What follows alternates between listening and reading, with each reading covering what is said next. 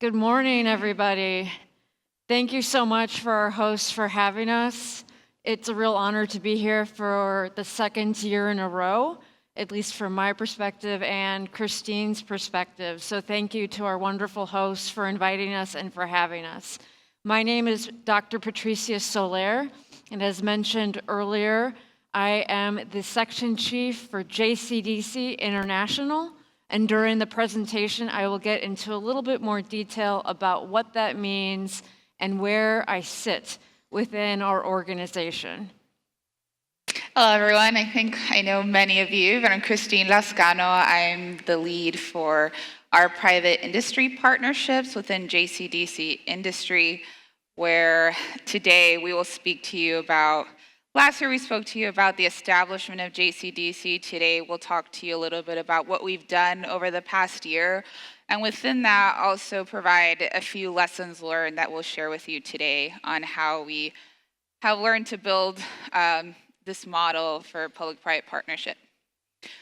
So for those that don't know who we are, we're the Cybersecurity and Infrastructure Security Agency. We are the U.S. government lead and national authority for the protection of our 16 national critical infrastructure sectors, where we secure and ensure the resilience of our critical infrastructure against cyber and physical threats. So this is where the Joint Cyber Defense Collaborative, JCDC, sits, where it really is CISA's main function for public-private partnership, where essentially it's the U.S. CERT. Essentially, we've been renamed multiple times over the past few years, but we are now JCDC. And what our core mission is to really unite the global community, cyber defense community, right, to ensure we are collectively working together to mitigate and respond to incidents, right? And the vision here is we work across our stakeholders, whether that is the federal government, state, local, tribal, and territorial government partners, international partners, and our private sector partners, where we try to gather and fuse the expertise, the unique insight our partners have, and their capabilities to provide a community to work together on cyber defense efforts. And the value here is really when planning for, mitigating, or responding to an incident, we're working together, right, in one direction to really contain and mitigate the threat as much as possible. So last year when we talked about the Joint Cyber Defense Collaborative, it was established in August of 2021 with about 20 partners, IT companies within the private sector that we, from the United States perspective, have broad visibility across the cyber ecosystem. Today, we have a little over 200 companies from the private sector that are across our 16 critical infrastructure sectors. Now, JCDC is a purely voluntary partnership model where we don't pay our partners, to work with us. So one of the things that we've heard from our industry partners is we don't have a lot of resources or time to be giving our time away for free. What are we going to do together? So we have, as CISA within JCDC, have built out 3 core functions where we essentially lead and drive the collaboration across JCDC, specifically also with our private industry partners, where we anchor essentially through planning, information fusion through partnership, and guidance production and dissemination. So what does that mean? Collaborative planning and dissemination. We work together across our stakeholders, across our community, to build crisis plans, to plan for what is to come, just in case. One example is we built a plan around election security to essentially prepare for any response to threats regarding our midterm elections. We also built a plan with our industry partners and our international partners on a plan in response to the Ukraine-Russia geopolitical tensions.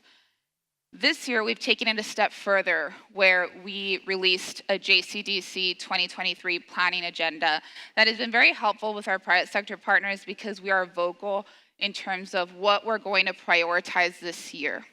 So for example, this year's planning agenda is focused more on open software security, right, in regards to industrial control systems. We're working with the sectors in energy and water specifically, which are high-risk communities, to work together to build and strengthen the resilience there. And what has helped with our partners is we give them an anchor.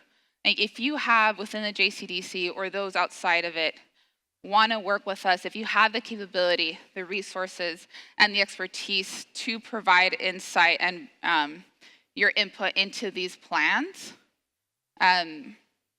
we'll work with you on that. But they have some type of direction from us on what we're prioritizing. The same thing with the Ukraine, Russia geopolitical tensions plan, where we did more of a forecasting scenario approach. So if this scenario were to occur, these are the type of actions that we would take collectively in response, right? Planning ahead. And one last thing I'd like to say is that we also have now built out a team that focuses on future planning. So we always tell our industry partners, this is the agenda for this year, but we have a team dedicated to building out plans 5 years in advance where they're already working on the 2024 agenda. An example I can give you, like at RSA next week, we're going to be meeting with our partners to talk more about what are your priorities, where can you fit in for the 2024 planning agenda. And I think that's very important and valuable to our industry partners. The second piece, information fusion through partnership. So this is really more our watch and warning function, our tipping function, more of the day-to-day bidirectional information sharing. And a lot of that is done through Slack channels. And one example I can give you is that was really how we responded to within the few hours of the Log4Shell vulnerability, where we brought together the most critical IT companies within JCDC in collaboration with our counterparts in the Netherlands to work together, build, share as much information during a time of uncertainty, right? And together we were able to build out 17 threat analysis, disseminate that across the cyber community to help mitigate that vulnerability as much as possible. Had we not done this, each of our partners would have probably sent out their own guidance, but it wouldn't have been as impactful or timely, right, had they done it separately. And we continue to do that through our Slack channels. We have sector-specific Slack channels where that is focused on energy, financial services, communications, et cetera. But we also have topic-focused channels where we have more of like efforts on DDoS mitigation, counter-ransomware, for instance. And that is important because we group our companies, our industry partners, towards one goal, bringing them together towards achieving and maximizing operational impact. And lastly is the cybersecurity guidance production and dissemination piece, where we work with our partners, our private sector partners, on pre-releases. So when we develop a product or an alert or a joint cybersecurity product, we share with some of our industry partners where they have visibility or the core competencies are on that topic, and we'll pre-release it to them so they have the opportunity to either acknowledge it, provide input, and most of the time we also provide acknowledgements in our products that we worked with these companies, which again, coming from a government perspective, adds additional value and weight to what we're saying, right? And then they also help us disseminate that across our stakeholders, that then broadens the reach that we have across the cyber community. So for our organizational structure internally, one thing to remember is that the Joint Cyber Defense Collaborative, the JCDC, we ourselves are called that organizationally, so it's an internal name as well as an external name, and they mean slightly different things. So internally, This is our organizational structure to help support the external construct of the Joint Cyber Defense Collaborative. And in red, you'll see our 4 key stakeholder engagement teams that are also operations teams. So I'd like to say that each team is like a marriage of operations and stakeholder engagement. For example, I'm the director of the international team, JCDC International, also previously known as US CERT, but as Christine noted, the name has changed. Christine is a member of our industry team. We also have our federal team, and we have our state, local, tribal, and territorial team. And we specialize in getting to know these stakeholders, working with them to advocate on their behalf, also for sharing information. It is my job to advocate for sharing information with international CERTs. Christine to advocate for sharing with industry partners. And we specialize that way internally. We also have 2 internal functions that are more internal facing. One I'll go into is our analytics cell, where we can do some deeper technical analysis on some of this information that we're receiving. But we talk every day, all of us, to triage and understand this information and who else it may be relevant for. So one of our US states, what they're seeing could be incredibly relevant for an international partner. So every day, we are trying to figure this out because it's our job to share information. Christine and I are here representing, as I mentioned, the international team and the industry team, and we have a lot of similarities, the work that we do, because of the amount of information that is shared from very mature partners, whether it's an international CERT or an industry partner. We also get a lot of tips. We get researchers, we get trusted information from third parties that we have very high confidence in. Another similarity that our teams share, whether it's international or industry. The external construct of the JCDC also includes our interagency partners. We all have different cyber authorities within the US government because we have to keep it complicated, but we do work with them to make sure that we're sharing information and also coordinating so that, say, if a private sector entity has been impacted, we're all not messaging that same partner.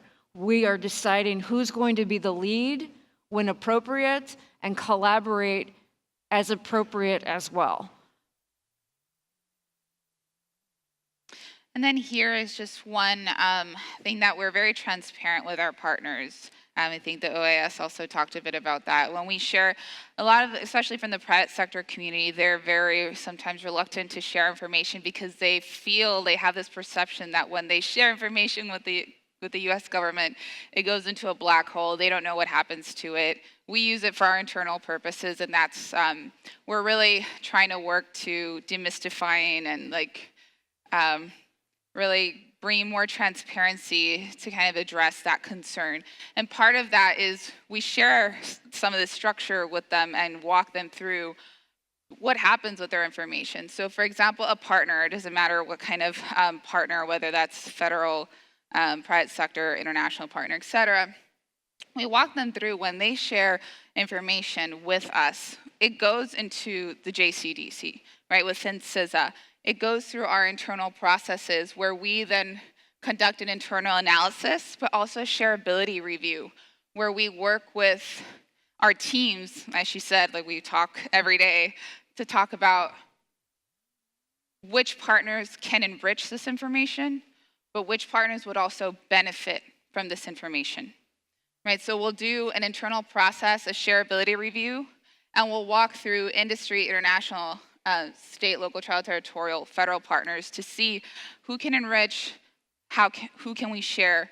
We send that report back to the partner, and we ask them through TLP markings, which we respect, and we that can we share with these 10 industry partners that would have visibility and can enrich this information and would also be useful for them? Can we share with JCDC International select partners that can enrich and also benefit from this information? Most of the time they say yes. So we'll share it over to our stakeholders that we're allowed to share with, enrich that information, obtain where the gaps are, and work with our partners to try to fill that as much as possible. Disseminate it through guidance in our products as we can, but then we share it back with our partner, and that's where we provide that added value, right? We use our community, our network, to build cross-sector visibility and international visibility on just a partner providing information or a request for information.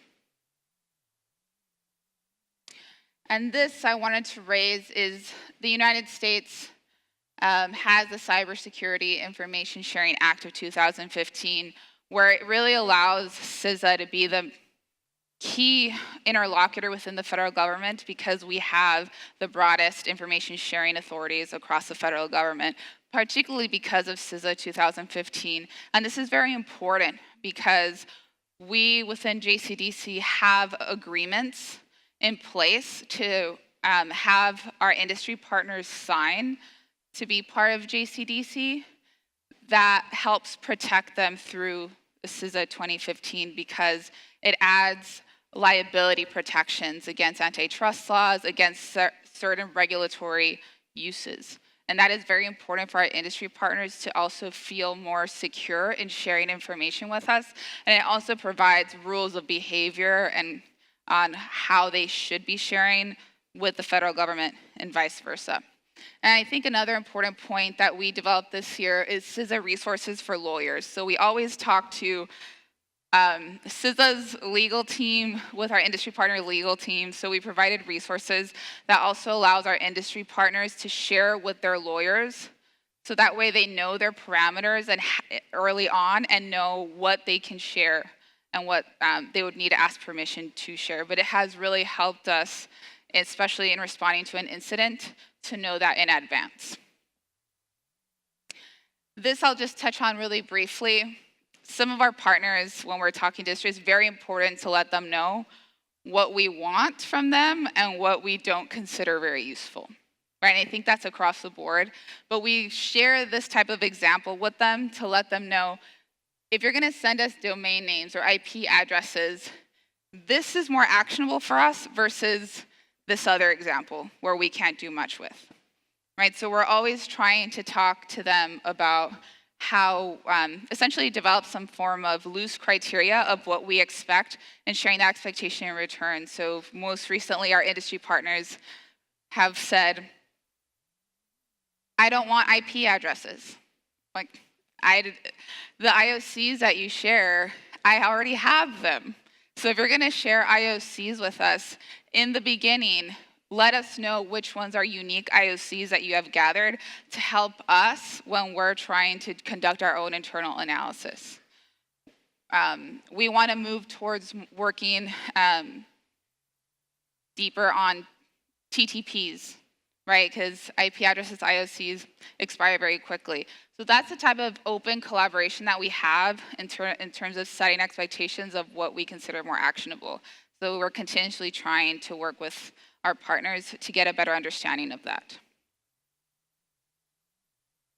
And then I wanted to provide this slide because one of the things I think we need to do from a government perspective is market what we do better, market the value that we have, especially because, again, we're not paying these companies or our stakeholders, right, to work with us.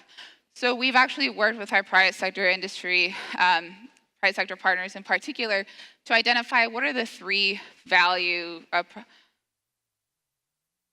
that we have in this relationship, like the core ones. So the first one is input on national cybersecurity approaches. So in JCDC, as I said, tied to the JCDC Planning Agenda of 2023, we provide our partners mechanisms to provide input into national impact, whether that's through national processes, national policies, procedures. For example, we're going to be updating our National Cyber Incident Response Plan this year that hasn't been updated since 2016. But our JCDC partners are going to have, we're going to lean on them, especially from the private sector industry, to help us refine what the roles and responsibilities are from the private sector, what the roles and responsibilities should be from the federal government and other entities when we're responding to a national level incident. Second is our analyst-to-analyst relationship. So one example I like to give is most recently there was a partner that came to us with a request for information asking about an emerging threat actor. And we're like, we don't really know much about this, but let us talk to our interagency partners and some of our trusted industry partners to see what we can figure out. We received permission. There were about 15 entities that were also looking at the same thing separately and also didn't have a lot of information. So we just brought them together on a call where all of them shared pieces of information that the others did not have, and that created a working group that met every 2 weeks, extended to monthly, and then occasionally, just to keep visibility on this type of emerging threat activity that they were seeing.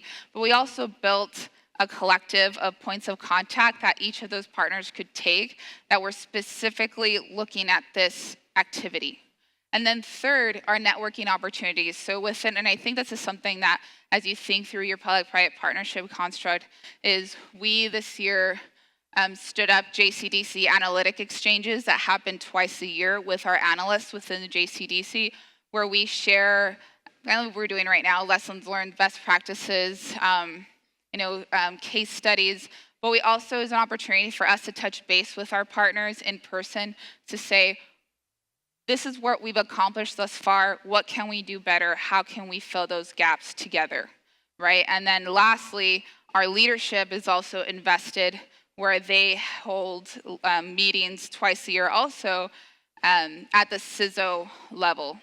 So that way we ensure that we have the leadership buy-in and visibility, but also as we work through the analyst-to-analyst level. One of the new trends that we're seeing as a result of the work that Christine and her team are doing with the public-private partnership is the type of information that we are getting from industry partners, from researchers, from these trusted third parties that we know are a good source of information. And that is now coming in the form of some of the most valuable information we could possibly get our hands on, which is pre-ransomware, that somebody has visibility into a threat actor's machine and can see that they are about to deploy ransomware. It hasn't happened yet. An incident hasn't taken place yet. And we get that information in the form of a tip to us at CISA.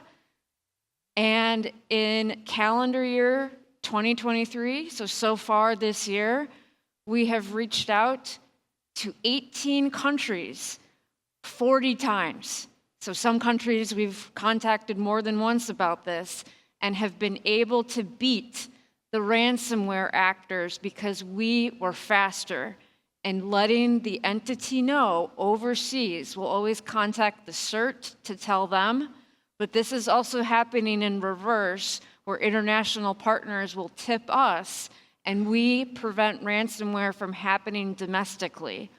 And this is gold. It is one of the most exciting initiatives that we have taking place right now, where we can move that quickly and prevent millions and millions and millions of dollars from being lost, but also make it more expensive for these ransomware actors to operate, to make it more difficult for them.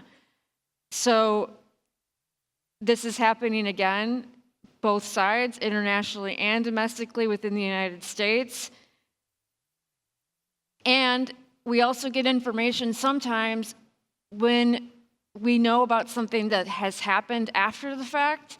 Maybe we didn't know about it, but a country overseas doesn't know that they've been infected on their federal network. And we are the ones that have the information to tell them, hey, we think that there's something wrong here based on the information that our trusted third parties are giving us.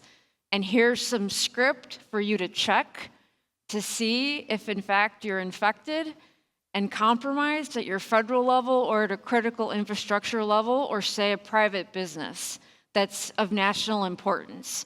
And so I'm not going to go into all this detail, we're short on time, but this again is incredibly valuable information that is a result of these trusted relationships that you have to build within your community, because other people, other businesses are going to have information that the government simply does not have. And when you come together in these trusted environments on Slack, on Signal, on WhatsApp, and share information with each other, you can do a lot of good for your country and for your allies. Couple things on ransomware. We have a lot of resources on our website. I want to point to the vulnerability scanning service. That is a free service for anybody. It's one of the few services that we have that's available to international partners as well as domestic partners. And pointing to our authoritative source of known exploited vulnerabilities catalog. It's a great resource that we do a scoring mechanism based on, is there proof of concept, and is this vulnerability being exploited in the wild? And how bad do we think the prevalence may be in federal systems? To wrap it up, here's some key contact information for the JCDC, for more of what Christine does, and then also the email for the US CERT. If you are an international CERT and wish to get in touch with us, the last email on there is my team's email address. Feel free to send us any questions about anything today, and we're also very interested, us both, in any bilaterals that anyone may be interested in as well throughout the day and tomorrow. Thank you again for having us. Thank you.